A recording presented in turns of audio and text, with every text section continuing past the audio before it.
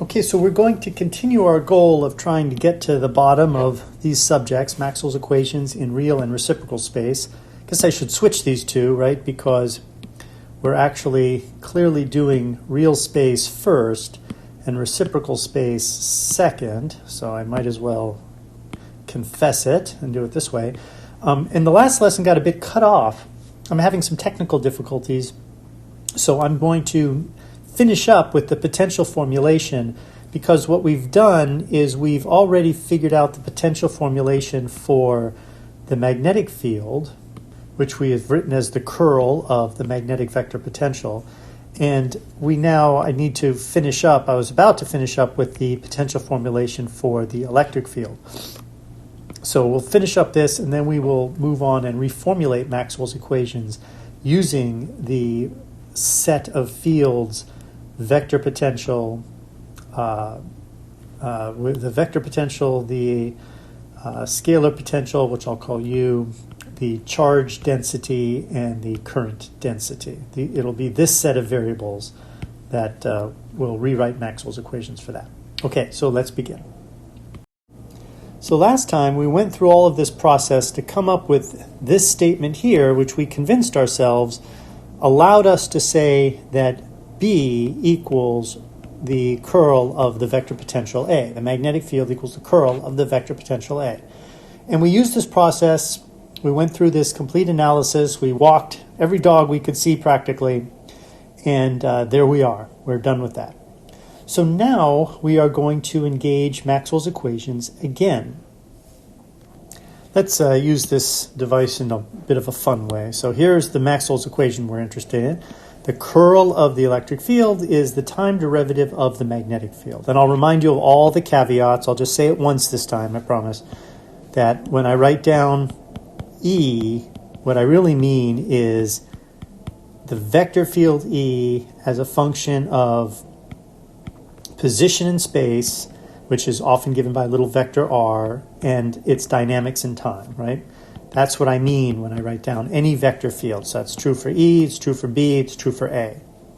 Okay, so having said that, we now have our formulation where we change B for its potential form, and we end up with the curl of the electric field is the time derivative of the curl of the vector potential. Very easy. Now I'm going to move this over to this side, and we get, well, the same darn thing, right? But what we see here is we've got a curl of the electric field, a curl of the magnetic vector potential, and we know that the partial derivatives of the space that exists inside this gradient operator commute fine with the partial derivative with respect to time. So we're going to turn this into one big curl. And there we have it. We have the curl of the sum of the electric vector field and the time derivative of the magnetic vector potential. This is a vector, right? This whole thing here is its own vector, meaning a three-space vector. Right now, we're back to using the notion of vector as taught in basic physics, right? Not the abstract notion of vector as a member of a vector space, although it is true that these vectors are certainly members of a vector space. But we're now talking about, a little thing with magnitude and direction. And of course, it describes how forces work. And this thing, it's a little harder to understand what this physically describes, except that we do know that whatever it is, its curl is something we understand. Its curl is the magnetic field. So that's kind of an interesting question. Right now, I didn't bring this up before because this is all mathematical formalism, right? We can mathematically formally say that the curl of the vector potential is the magnetic field, but then how do we interpret the physics of the vector potential itself? And I don't think anybody ever has done a good job of that. I mean, I certainly haven't read anything I feel compelling. I understand the interpretation of the electric and magnetic field because that's the mysterious fields that permeate all of space that generate forces on things that have charge, right? As I kind of went on and on about that.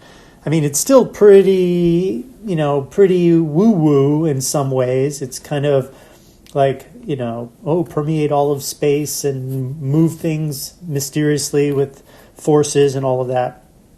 But ultimately, because of the electric and magnetic fields, when you really study them, they conserve energy, they propagate at a reasonable speed, even through the vacuum. I mean, there's things that make you feel like, okay, I can buy this.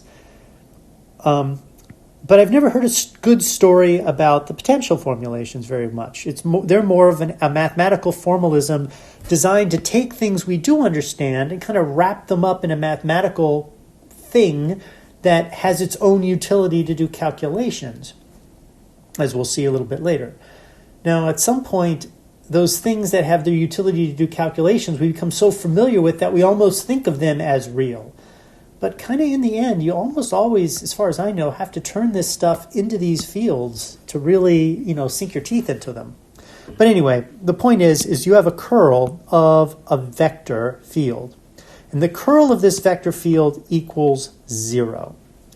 And now we're kind of in the place we were when we discovered that remember when we had the divergence of a vector field was equal to 0. And we showed that this implied, through a lot of good vector calculus, that this field had to be expressible as a curl of something, right? That was the whole point of the last lecture. And so now we have a different situation. We have the curl, right? We have the curl of some vector field, which, we know what the vector field is. It's the sum of the electric field and the time derivative of the magnetic vector potential. But let me just give this, I'll call it F, right? We have the curl of a vector field equals 0.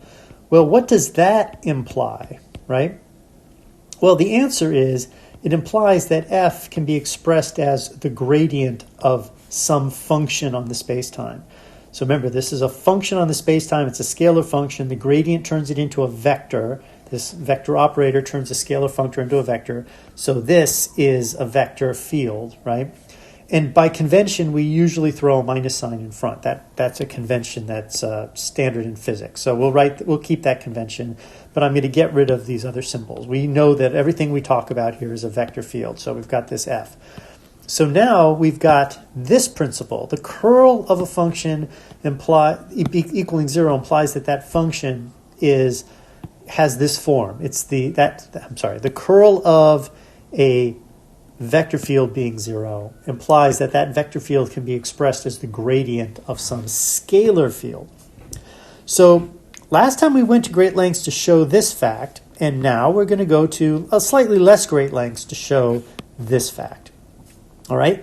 And once we have this fact, then we will write this, right? We will say that E plus partial derivative with respect to t equals the opposite of a scalar function. And then ultimately we will then say E equals minus the gradient of a scalar function minus the time derivative of the magnetic vector potential, or the vector potential. I don't know if you're supposed to call this the magnetic vector potential or just the vector potential.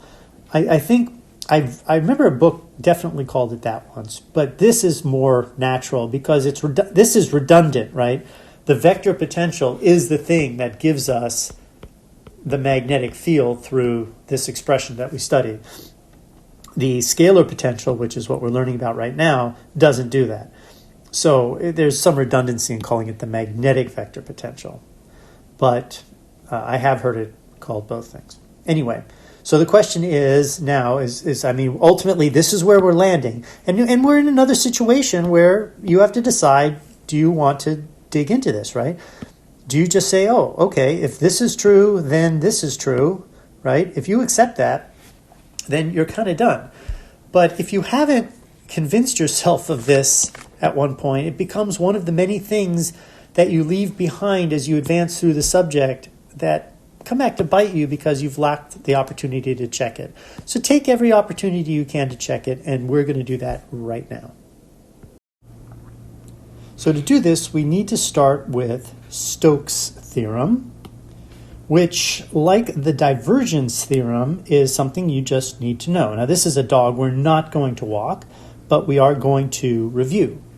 And the idea is that if I have a vector field F, and I guess that's all I need is a vector field F, except, well, first of all, we're talking about three-dimensional space. Everything is in three-dimensional space. And you know that right away because the curl doesn't really make obvious sense in anything other than 3 dimensions.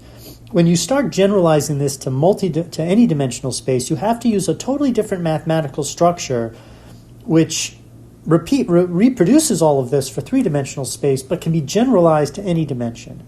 And that's usually the subject of differential forms and the formulation of all of this. All of these theorems have a nice generalizable differential forms form, but we're not going to talk about that now because we're doing prerequisites to QED.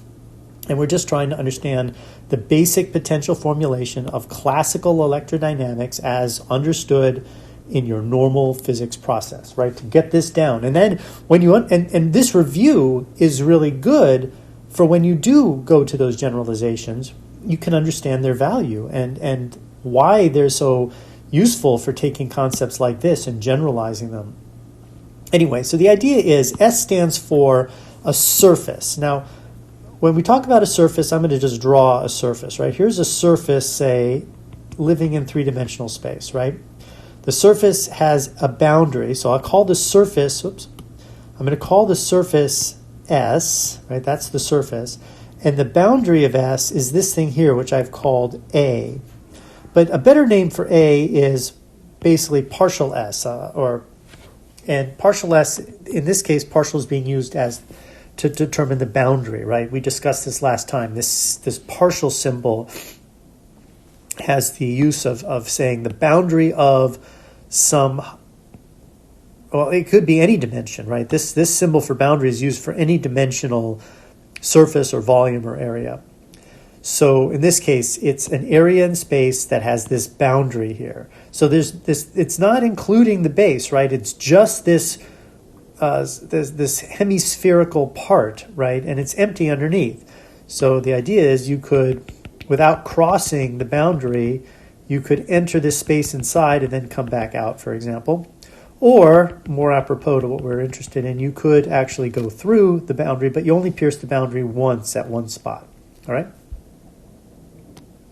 So let's go with the boundary notation, right? Let's go with partial S here, and let's go with the boundary of S here. So the idea is this integral here, this little circle means a closed path, right? A closed path. So if we have a closed path along a boundary, which would definitely be this line right here. This is the boundary of the surface, right? And it's a closed path. And if we integrate this vector field along this closed path, now this dot dl, where dl is a little piece of the closed path, right? So of course we're doing the usual thing. We're doing calculus here, so we divide it into little pieces, and each of these links between these pieces is essentially a tangent line, and we integrate an infinitesimal distance along the tangent line of the closed path. That's what this dot dl does. So we're integrating the vector field dotted into an infinitesimal tangent line around the closed path, and we're doing it all the way around the closed path. This has the very interesting property that if I take the curl of the vector field and dot it into a unit element of the surface, where a unit element of the surface is understood to be a vector that's, well, I shouldn't say a unit element, an infinitesimal element of the surface, where the vector is always ds is this vector here that's normal to the surface, right? So that's a little better. This area element is actually this little vector whose magnitude is the size of this area, and it's sort of seated in the middle of the area. I'm going to take this little guy and I'm going to dot it into the curl of the vector field. Now the vector field F, right, F exists everywhere in space, right, everywhere in space. So it definitely exists on this surface, and it also exists on this line. And it exists everywhere else. It exists sort of inside this lobe of the surface. It exists outside. But importantly, it exists on the surface and on the line. And if you restrict these integrals appropriately to on the surface, you take the curl of that vector field, which is a totally different vector field, right? You know, the curl of F is a completely different vector field. And that's the one you want to execute this surface integral for. And if you execute this line integral, these two things have got to be the same. It's much more interesting to think about than the divergence theorem, which I think is much sort of easier to see. This is a lot less easy to see, and it's definitely worth proving if you don't buy into it. But we're not going to walk that dog here. We're going to assume Stokes' theorem, right? So the point is we are assuming Stokes' theorem, and from there we are going to prove what we need to prove. So let's proceed. Well, the way we proceed is, well, what are we trying to show? Well, we have the curl of something equals to 0. So if the curl of something equals to 0, this surface integral definitely equals 0. So I can now write equals 0 because that equals 0. So the whole thing equals 0. So now the statement really is that 0 equals, 0 equals this line integral, right? This line integral equals 0. All right, so now we're going to take these ideas, put them aside a little bit, and we are going to study the idea of how to get where we want to be, right? We want to start working with this guy, showing that we know that the curl is 0, that this function here is going to give us the answer we seek, right?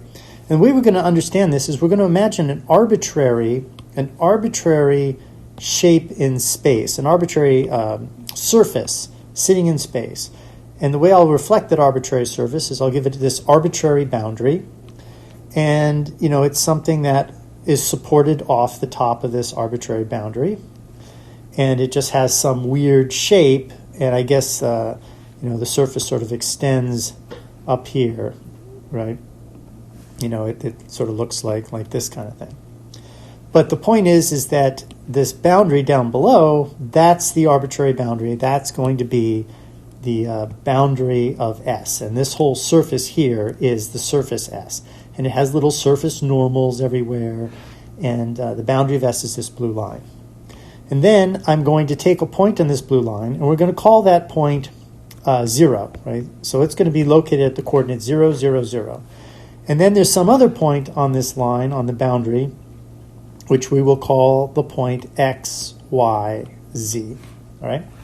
Now we know from two facts. We know from Stokes' theorem that this is true, right? Because we're presuming that the curl of F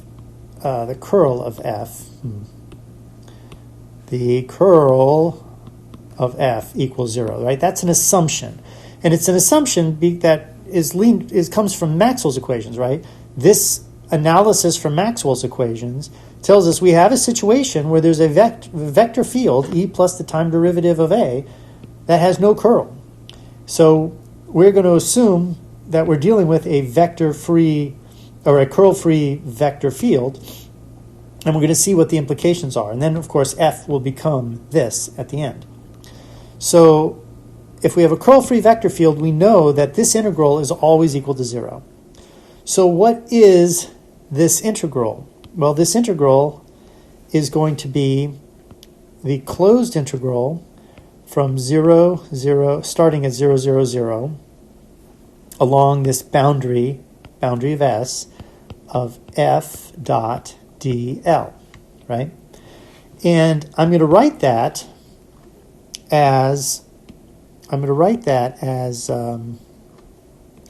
let's see. I'm going to write that as the integral from 0, 0, 0 to x, y, z, right, along the path that goes counterclockwise from 0, 0, 0 to x, y, z. And that's this path right here. And I'm going to call that path, I'll call that path A, right? So this is path A. Notice I have to I'm saying I'm only going from here to here. I'm not going all the way around the boundary. This is unambiguous. It's the boundary of S, which is this blue line, and it's complete circuit. Now I'm saying I'm not doing a complete circuit. I'm only going this far, and I'm only choosing this. I'm choosing this sort of clockwise part, starting from 0, 0, 0, moving clockwise. That's the part that's A, right? And so this is going to be F dot dl, where this vector dl, remember, it's a little infinitesimal tangent to the boundary curve, right? Don't forget what dl literally means. These are vectors, so this dot product makes sense. But to that, I'm going to add the trip from x, y, z to 0, 0, 0 of f dot dl, where I'm using these vector notations, which I have been trying to avoid previously. But that is now along path B, which of course is the remainder of the path, right? And the reason this equality is true is because this integral plus this integral is in fact the closed integral, right? So, this closed circuit, I'm just breaking it into two parts. And what's important to start understanding is, remember, this is an arbitrary surface in space. Another way of saying that is that this blue line, this boundary, is totally an arbitrary closed line sitting out there in three-dimensional space. And because it's an arbitrary closed line, path A and path B are totally independent, except that they both sort of have endpoints that are in common. And so A is completely arbitrary and B is completely arbitrary. It inherits that arbitrariness from the fact that the whole loop is arbitrary. So this statement is 100% true all the time. So now I just do a little bit of calculus, right? Or a little bit of obvious calculus. Like I'm going to switch the endpoints of this integral using sort of the standard idea, x, y, and z. If you switch with 0, 0, 0, and you change the sign of this to a negative sign, which I guess I'll just leave in red to show the changes, right? That's totally fair, right? And now what I'm saying is that the integral from here along path A and the integral along path Z, those things are actually equal, right? Because remember, this whole thing equals 0. So another way to write that is you get rid of that equality, and you put the equality right here. Okay, now, what is all this telling us? Well, this is telling us, this is an integral, right? This integral is a path integral. It's a definite integral, so it's a number, right? So this part here is some number. And that number always equals this number. And what it's saying is that if you start at 0 and you go to XYZ along path A, you get a number that's equal to the same number if you go from 0 to XYZ along path B, but path A and B are totally arbitrary, right? What that tells you is that this can never depend on what path you choose. This value of this integral here is completely path independent, which is really, really interesting and important point, right? This path independence of these two integrals. So if it's path independent, the only thing that can matter is the location of these points, right? So if we freeze this guy at the origin, then this integral can only depend on the value of its upper limit of integration of x, y, and z. Ergo, this must equal some function of just x, y, and z only, and there's no reference at all to what path you took. Now, there's convention to put a minus sign here. So we're now saying that this path integral equals minus some, and what we call this is the potential, right? This is a potential formulation for the vector field F. So that's really good. So what's our next step? Well, our next step is a bunch of formal math, right? So now, this is the integral that we've now assigned the value of minus v, where this is a spatial scalar function. Remember, this is a vector. Vector dot product is a scalar integral. This is a scalar function, so it ends up being a scalar field. So it's an integral over space-time, over space, not space-time, over space. This is all space, right? This is like elementary stuff. And this is a field over space. So, don't forget there's a function x, y, and z here. And then likewise f, is a function of f, y, and z. Right? So with that in mind, but we want an expression for the value of f, right? So let's take the gradient of both sides.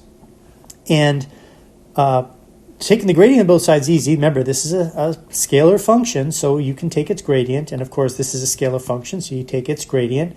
The gradient slips right by the minus sign. So let's take a look at this object, right? This object is actually going to be, this gradient operator slips right through the integral. And this guy here, f dot dl, that's the, let's see, how do I want to say this? F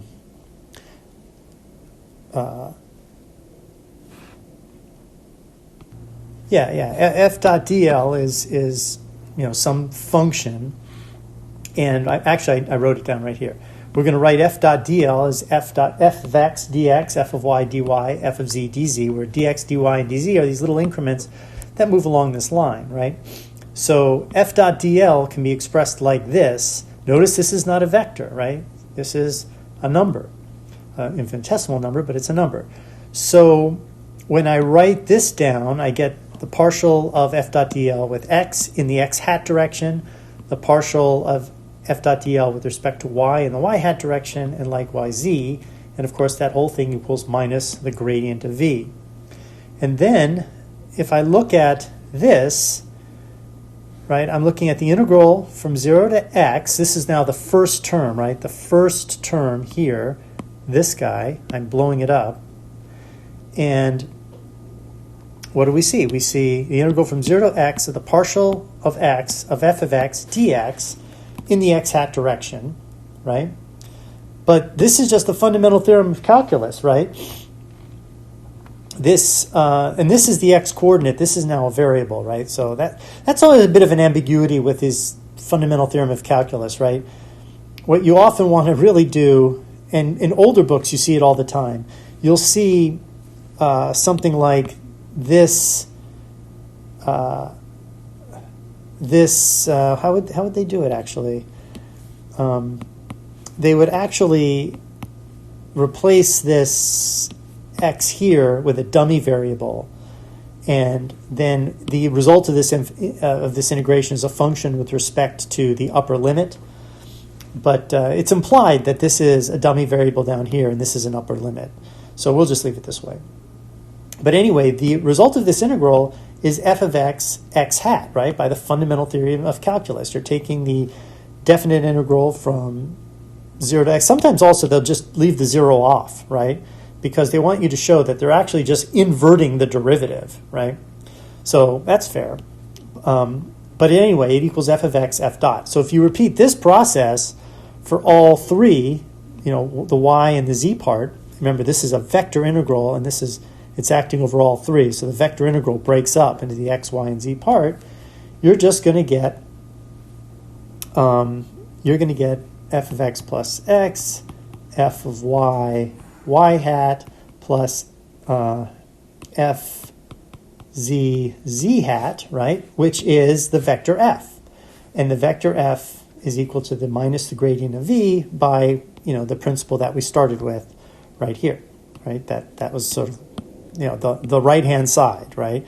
We've evaluated the left-hand side, and it equals the right-hand side, and that gives us our answer, that this vector f is equal to the opposite of the gradient of some scalar function v. And the only thing this depended on was two things. It depends on Stoke's theorem, right? So you've got to know Stoke's theorem. But it depends on our initial assumption that f has no curl, right? So now, what do we know has no curl? What has two thumbs and zero curl, right? And the answer is E plus partial by t of the vector potential A, right? That has no curl. And we've just determined that if you're a vector field with no curl, you're equal to minus some gradient of a potential. Let me write this better. This statement here implies that E plus the time derivative of the vector potential must equal minus the gradient of a scalar potential, right? That's a scalar function which we call the scalar potential. And the minus sign is by convention, right?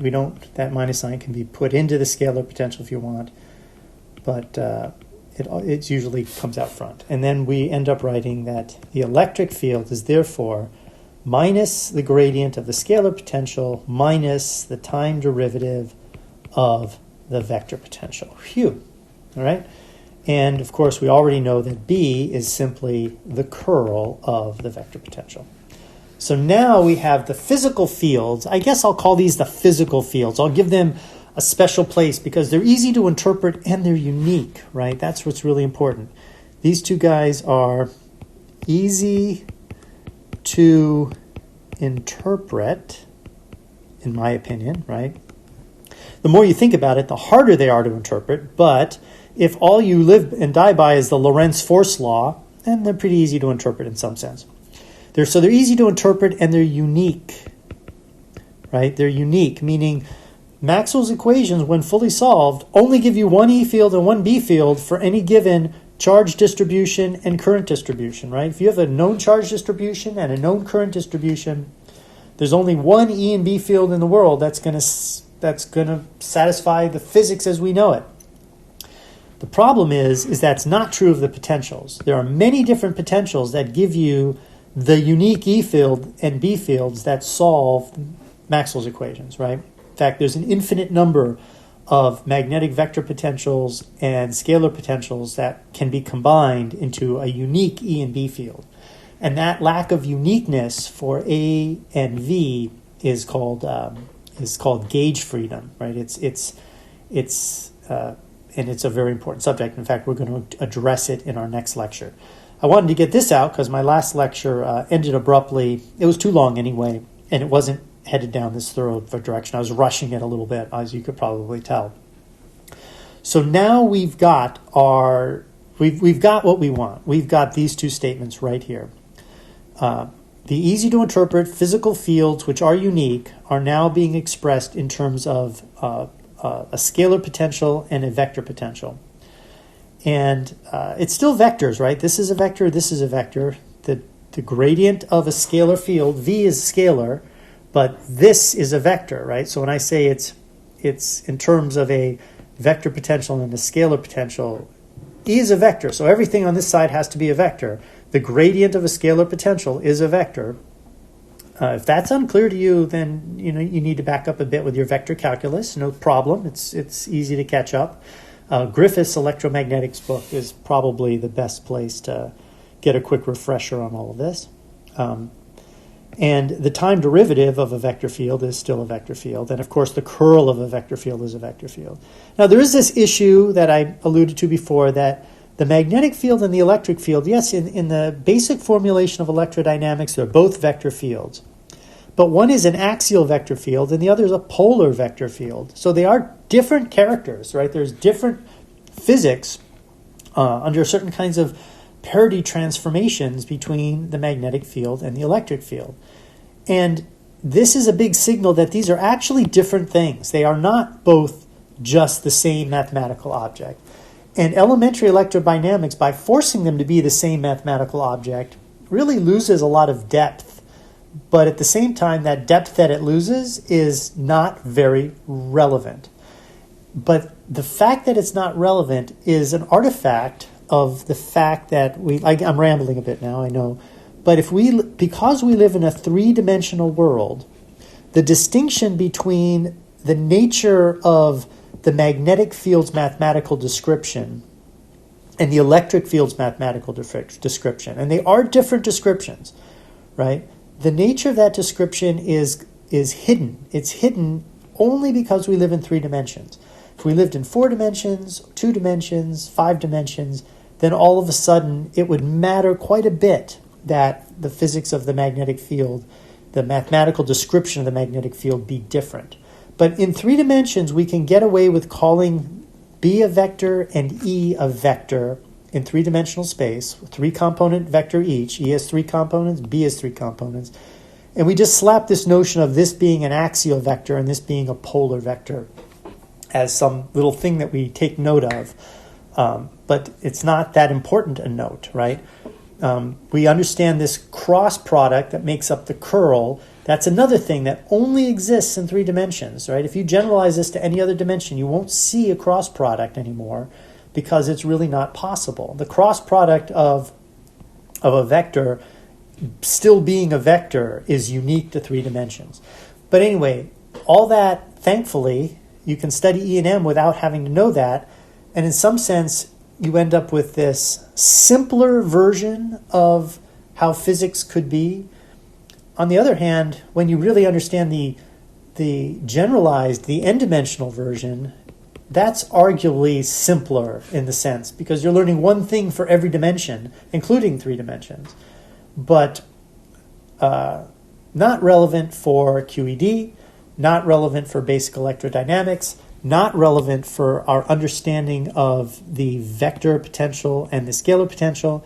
And in our next lesson, we're going to talk about gauge freedom for the first time.